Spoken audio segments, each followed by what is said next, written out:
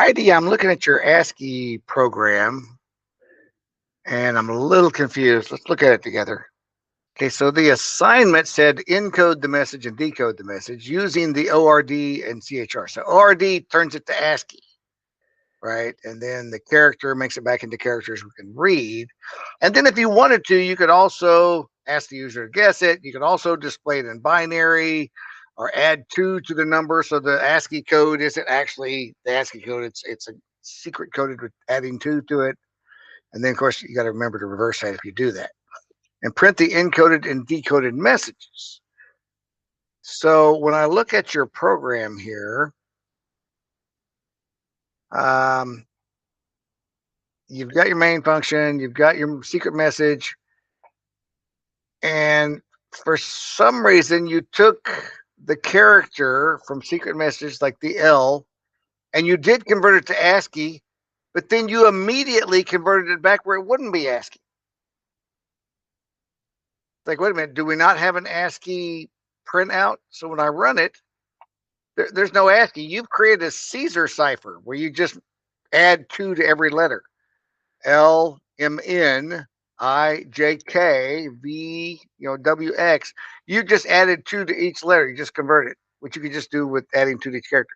So you didn't actually encode it into any ASCII. Well, you did, but you immediately decoded. So it never saved any ASCII.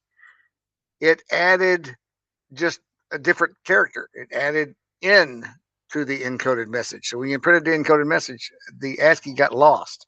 It's never there. And then you used, for some reason, going back, you didn't even have to convert it to ASCII going back because it never was ASCII to start with. So there's something. And let me ask you, I need you to email me and let me know what does this do?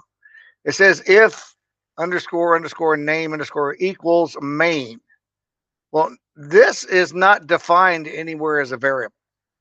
Nowhere do I see that variable even defined. So I'm not sure how that even works. You said if name equals main. Well, name is not a defined variable anywhere. So I don't even know what you added this line for. So let me know what you added that line for. Send me an email or something. Tell me in class. I don't know. They'll add some points back on there. But your program doesn't do everything it's supposed to do because it never created an ASCII list and printed that. You printed a Caesar cipher instead, which this was supposed to convert to ASCII with the ORD converts to ASCII. So there's a little confusion in there. I'm not sure quite what's going on. And see, the example shows you. Here's the ASCII, the encoded message is an ASCII message, decoded. You could also, do some extra optional fun stuff, like, also display in binary, but you just displayed it in English all the time with just a Caesar cipher on there, which just moves the letters over.